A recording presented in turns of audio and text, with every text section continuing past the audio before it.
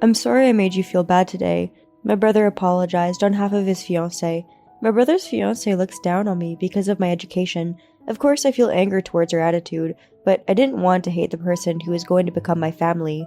If we took the time to get to know each other, we might be able to understand each other, or so I had hoped, but the day we understood each other never came. My name is Jack, 34 years old. I live at home with my parents. I run a bakery. Although we don't have a lot of stores, we have a store in the station building. Since the business is getting on track, I'm pretty busy every day. Then one day, my brother, who is 2 years older than me, suddenly reported his engagement. I had never heard of my brother's relationship before, so I was honestly surprised. I was excited, wondering what kind of woman he had chosen. My brother is a warm-hearted man and rarely gets angry. I had imagined that she would be a similar kind of person, just like my brother. However, when she came to greet me, she was far from my image. It's a big house, just as I thought. How much is the property worth?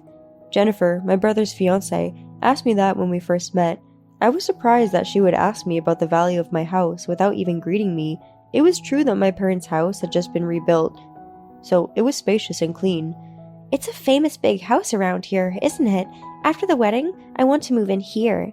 I will be able to boast to my friends that I can live in such a big house. I had never imagined of living with my married brother, so I was puzzled, but my parents seemed very happy. I don't think moving in is...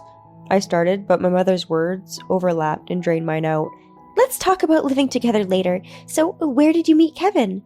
My mother asked Jennifer with a smile. I happened to walk into a bakery where Kevin was working and fell in love at first sight. I was told I couldn't see him anymore because he usually works at the head office, so I immediately asked for his number. Jennifer and my parents continued talking happily. I couldn't help but be annoyed by Jennifer's flirty way of speaking, so I spent most of the time with a painted fake smile on my face. Where did you go to college, Jack? Suddenly, the conversation turned to me. Jennifer had studied abroad while attending a women's college. She proudly told me that she was now working at some tourist attraction and helping tourists from overseas. When she asked about my educational background, I answered honestly. I didn't go to high school because I wanted to work earlier, then go on to higher education. Without hearing me out, Jennifer rudely interrupted me. You only graduated middle school? She put her hand over her mouth in an exaggerated way. Jack is a hard worker. I wouldn't be where I am today without him. My brother tries to explain in my defense, but Jennifer interrupts him again. Didn't you have trouble finding a job after graduating from middle school? Jennifer's mocking tone annoyed me, and I felt that it was none of her business. There was a time when I did have to hold several part-time jobs. Hearing that, Jennifer laughed without hiding it. Are you still a part-timer? Well, it's understandable since you've only graduated middle school. Kevin warns Jennifer with a serious look as she laughs mockingly. Don't make fun of my brother. What's inside is more important than your education. I was glad that my brother was defending me. Jennifer seemed to be sulking because of my brother scolding her. Jennifer never looked at me again. We chatted for a while, and when it was time for them to leave, I went out into the hallway to use the restroom and bumped into Jennifer coming back from the restroom. I felt a little awkward, so I smiled and tried to pass her, but I heard a deliberate sigh. I don't want anything to do with people like you who are on the bottom of the pile, so get the hell out of the house. Jennifer's voice, which had sounded sweet earlier, had changed to a low tone. I was so surprised at the change that I stood there speechless, and then Jennifer continued. You're not educated. You're already in your 30s but still single, and you live with your parents. I'd be so embarrassed for anyone to think of you as my relative, so I really hope you won't come to our wedding. With that, she returns to the living room. Jennifer's words were so shocking that I was merely surprised rather than frustrated or sad. I wondered if I should report Jennifer's outburst to my parents and brother, but my parents are delighted at the arrival of their lovely daughter-in-law. They may not believe me if I report it now. They might think that I lied to them because I was frustrated that she made fun of my education. My parents were very opposed about the idea of not going to high school in the first place. I was always told that I was an eccentric child, and I was not very good at group work. I was not comfortable being ordered around by teachers and having to do the same things as everyone else. During career counseling, I was told by both my parents and my homeroom teacher that no one would hire me as a middle school graduate. My parents held their heads in their hands when I declared that if they wouldn't hire me, I would start my own company and become the president. While my parents were very much against it, my brother was the only one who agreed with me. I think it's a good idea. I don't think it's in your nature to work under others, but you shouldn't rely on your parents to finance your business, and you should first learn how to run a business. My brother had my back and was able to convince my parents. After graduating, I worked at a variety of part-time jobs, from sales to manufacturing, and steadily saved up the funds to open the business. On my days off from work, I went to the library to study business management on my own. After living like this for several years, I had a fateful encounter. It was at a part-time job at a bakery I happened to work at. When I told the president of the bakery that I wanted to become a manager, he listened to me seriously. He taught me his knowledge about running a business in person, and I studied hard, starting with baking bread. Then, in my mid-20s, I was able to save up enough money to open my own bakery. As I began to enjoy running a business, I realized from conversation with customers that what they wanted differed depending on location and time of day.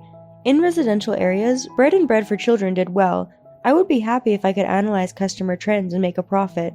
Thus, I set up one project after another, and now I am the president of several stores. My best ally now, and has always been my older brother. He used to be a salesman for a food company, but he resigned and joined my company. I think a hardworking businessman like Jack has a bright future ahead of him. I am glad that he trusted his future with my company, not just because we are related. Thanks to my brother's efforts to promote the company, the number of stores and the number of employees have increased. I cannot thank my brother enough. This is why I really want him to be happy. Jennifer is aggressive towards me, but normal to my brother and parents. Just because they make fun of my education doesn't mean she is a bad person. She is prejudiced now, but with time, she may change her mind. I decided to be positive about my relationship with Jennifer. That's why I decided to keep the rant that was hurled at me to myself for now. While I was thinking about that, I received a phone call from my brother. "I'm sorry I made you feel bad today. I'll tell her that you are the president of our company. Maybe then Jennifer will change her mind." My brother told me that, but I asked him not to tell her. I told him that if she found out that I was the president of the company, it might make her feel uncomfortable. My brother seemed convinced and promised to keep quiet for a while. I wanted to face Jennifer as is, regardless of my education or position. I was sure that if my brother loved her, we would be able to understand each other someday, but I would later realize that this was only a dream. Then they officially got married and began their preparations for the wedding. My brother sometimes brought Jennifer back to the house with him. I was nervous, but I greeted Jennifer with a smile when she arrived. Jennifer would smile in front of my brother and my parents. However, when we were alone, she would speak differently. "Jack, why don't you get married soon? You're a lazy old man. I'm going to get this house. Get out of my way." She whispered to me so that no one could hear. I didn't want to argue because I still wanted to get to know the person my brother loved, but Jennifer was so harsh that my heart broke. Even though I'm at work, I can't help but sigh loudly when I remember Jennifer's visit. I also hate myself for not being happy about the wedding this weekend. I can't tell my brother to stop the marriage now. One female employee saw me down and approached me with a concerned look. She usually works at the store, but today she had a task and came to the head office. "This is about your brother, but do you know about that rumor? It's a rumor among the part-timers." "Rumor?" I replied that I had no idea. My brother has a reputation inside and outside the company for being an honest, hard worker, but I wondered if he was actually disliked at our stores. "Your brother's reputation is very good, but his fiancée..." I was so surprised to hear the rumor that I couldn't help but speak up. "Is the rumor true?" I asked back. I was told that everyone was talking about it, although the truth was unknown. I called a place to find out if it was true. Then, over the weekend, my brother and Jennifer's wedding took place. I was told not to come to the wedding, but of course I did, because he is my brother. Jennifer is in a good mood, smiling from ear to ear. My heart aches at the sight of my brother smiling at me, unaware of what is going on. My guts are churning as I remember the rumor I heard the other day. I wonder how long you can keep smiling. I muttered to myself as I looked at Jennifer's smiling face. The reception was over, so I headed to the bride and groom's waiting room. I knocked on the door and heard Jennifer's voice inside. When I entered the room, my brother was not there. When Jennifer saw me, she made a blatantly disgusted face. "What are you doing here?" The bride, who had been smiling at me earlier, was obviously discontent. I didn't answer her and walked up. What is it? You're at the bottom of the pyramid. Don't come near me." I was willing to let you in because I just wanted my brother to be happy, but he won't be happy if he lives with you. I'd like you to leave my brother alone. Jennifer was furious at my words. "Why should I? You're the parasite in your parents' house. Just leave the house already. You single man with only a middle school education." Jennifer loudly cursed at me. I gave a small laugh, looked Jennifer in the eye, and said, "You're cheating on Kevin with another man. How can you be so confident?" Jennifer's face froze up for a moment at my words, but still she maintained her strong attitude. "I don't know what you're saying. Just get out of my room." Jennifer tried to force me out of the room. Just then, my brother came in with a red face and shouted, "You're the one who's going to leave." Jennifer and I were both so startled by my brother's usually mild-mannered yell that we couldn't move our bodies. I could hear it all the way from outside. "What do you mean by you're cheating on me and calling my brother a parasite?" I had no idea that my brother had heard. Jennifer's face turned pale. "No, it's not what you think it is." Jennifer appealed with tears in her eyes. Of course, my brother remained angry. I took out the papers and photos and put them on the table. There was a picture of Jennifer and a man, who was not my brother, hugging each other on the street. My brother was absolutely mortified at the sight of the picture and seemed to be speechless. He had no idea that his wife was cheating on him. She'd make excuses, saying this man is a good friend of hers, but I couldn't afford to believe her.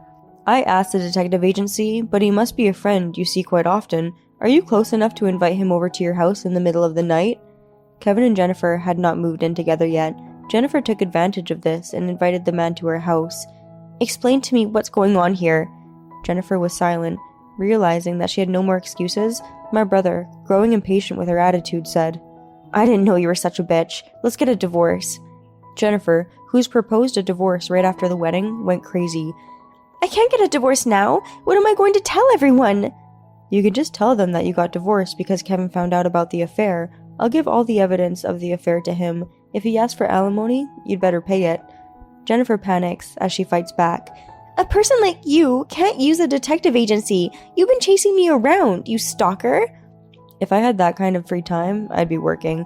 I'm the president of a company. The president of the company your husband and my brother works for." I finally revealed my true self. "No, it's not true. You are a part-timer who lives with your parents." "No, I'm not. That's your assumption. I wanted to get to know you, regardless of education or position in society. I thought that if my brother loved you, we might be able to understand each other someday. That's why I asked him not to tell you that I was the president." Jennifer looked at my brother in disbelief. He just nodded. "Are you saying that you are the one who pays Kevin's salary? That you're the one who renovated the house?" Jennifer rolled her eyes and her mouth was agape. "An employee told me that there is a rumor going around that my brother's fiancée was walking around looking lovey-dovey with another man. Everyone felt bad, and no one seemed to tell Kevin directly, so he was unaware of it. The money to hire a detective is nothing if it'll wake up my brother." Jennifer's head was probably not able to keep up with the amount of information. She just kept silent with her head down, so decided to leave the rest to my brother. I had hoped that one day we would understand each other, but it was a waste of time. If you're a wife, why don't you at least remember the name of the president of your husband's company? Well, I guess it doesn't matter now that you're getting divorced. I spat out these words and walked out of the room. A few days later, my brother decided on the divorce and informed my parents. They questioned as to why, and he told them about Jennifer's personality, and, of course, that she has been cheating on him, but they were having a hard time believing him. This was because they only knew the good side of Jennifer. A few days later, however, something happened that made them believe Kevin. Late at night, the chime at the front door of the house rings. When I opened the door, I found Jennifer standing there. "You're the reason Kevin left me." She tried to grab me as soon as she saw me. My father rushed to stop Jennifer, but she continued, "What kind of president are you? You have no education and have never had a woman in your life." My parents were stunned at Jennifer's change. Now they know what she really is. My mother calls Jennifer's parents and asked them to come and pick her up. When she told them about the outburst and the affair, Jennifer's parents, who had no idea what was going on, got down on their knees. Jennifer was also forced to get down on her knees and apologize, though she was sobbing in disappointment. "Don't ever show your face again," I said, and her parents dragged her home. My brother demanded alimony based on the evidence of the affair I had gathered. He got about $3,000 in total because he charged not only Jennifer, but also the other man. He gave me a portion of it, saying it was for all the trouble he had caused me, in addition to the money I had spent on the detective. Jennifer has been getting a cold shoulder from her friends because of the rumor that the reason of her divorce was her cheating on her husband. The gossipy part-timer told me that Jennifer stays home now and she no longer has any friends. My brother was feeling down, saying that he had enough of women. However, I was sure that my brother, who is so earnest and hardworking, would meet a good woman. I am working hard today too, to make the company grow, and hoping for a good marriage for my brother.